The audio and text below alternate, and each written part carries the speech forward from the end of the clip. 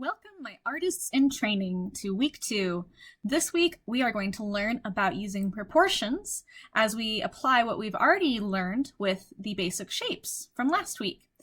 And what proportions are drawing the details with accurate sizes. Because you know, if you draw a picture of someone's face and their nose is too big, it's probably not going to look like that person, right? So we're going to learn how to effectively use proportions to make sure we get those sizes correct. But let's get started with our warm-up. Today we are going to do something that I like to call copy the scribble. The copy the scribble warm-up is fairly simple. What you're going to do is print out the reference page, and the reference page is full of these cute little guys down here, all these goofy little scribbles, fairly detailed scribbles. And then you're just going to copy them to the best of your ability, and then evaluate your work and make changes as needed. But here's going to be the key to being successful here. You need to focus on the details and not the overall shape. It's going to be very similar to the blind contour drawing. Just like we talked about pretending that you are an ant that's crawling along every detail, even when an ant encounters so much as a speck of dust or a grain of sand or a massive boulder, it's going to crawl over every single tiny detail, and it's going to change the path that the ant takes. And so your path of your pencil needs to change with every nuanced detail of these shapes. So don't draw the overall shape. Let's say I am going to draw this guy right here. And I'm just like, I'm going to draw just the way I do. I'm just going to get the whole thing, go and have it one go. It's going to be great. So I'm just going to, there's a thingy over here and that thingy. And there's this, there's that, and oh, okay, there's like this little loopy-doo here, and right? And that does sort of basically look like this one, but I was drawing it too fast, and I was trying to draw the whole thing all at once. And so here's how we're going to circumvent that. This time, I'm going to pretend that I am that ant, and I'm going to start at this corner right up here, and I'm just going to try and draw that as accurately as possible. Almost like the blind contour, but at least this time I can see where I'm going, and if I need to, I can I'll make mistakes, and then I can erase them as I need to.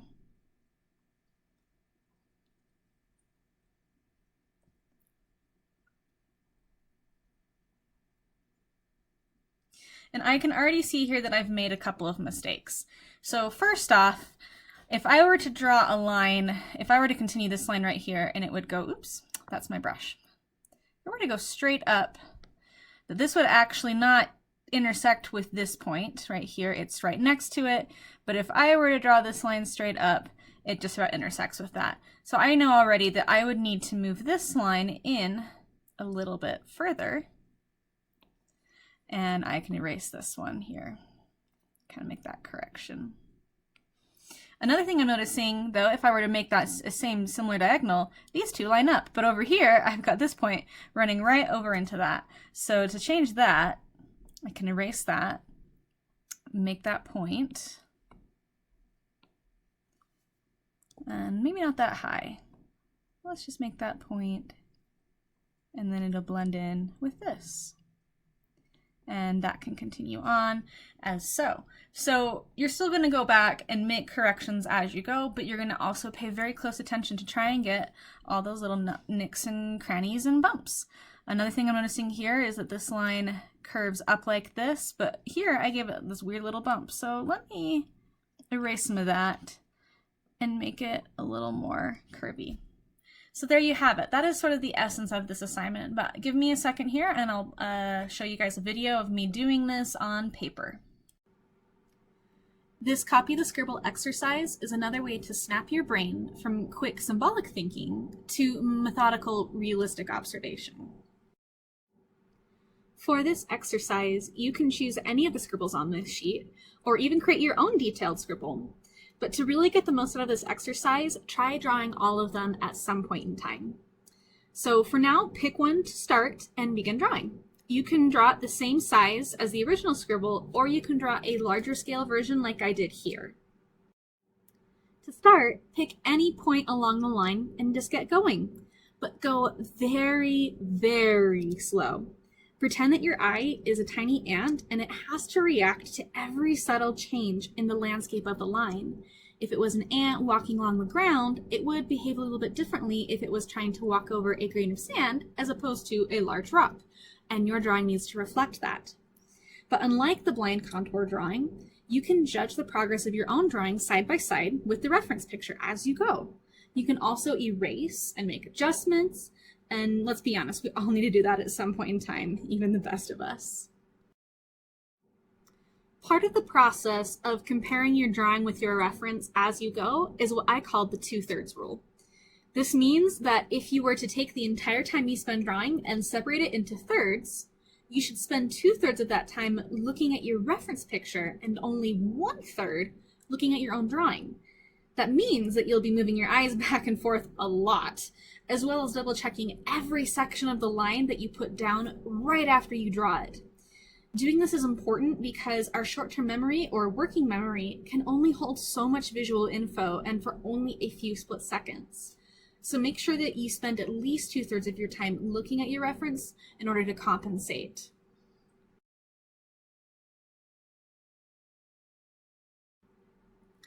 For the sake of time, let's go ahead and speed this up, but remember, you need to be going very slow. I would even say painstakingly slow. Notice how slow I was going before we sped this up, and try and copy that, and maybe even go slower. But if you're going faster than that, you're really doing yourself a disservice. So slow down.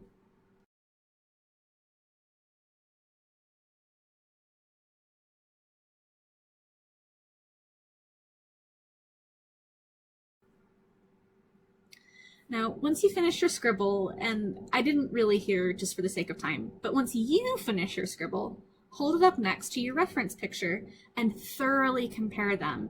You are looking for anything that is even the tiniest bit different between the two. So look, what's different? You're going to look for missing details or details that don't line up.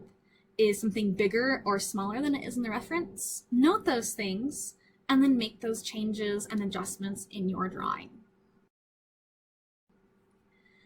Now, if you're doing this comparison and you still can't find anything that's different between your drawing and the reference picture, well, good for you. You probably have a very good sense of confidence about your own art, and that is great. I need you to put that on the back burner for now, not to self-deprecate, but just to understand that we all have places we need to improve. So we're going to get really critical about this. I'm glad that you're confident, but let's get critical. Let's analyze this. And here's something else you can do if you're stuck. Try looking at both of them upside down. Flip them upside down. I'm not showing you this in the video, but just flip them upside down and see what's different. Another thing you can do is hold them up in the mirror.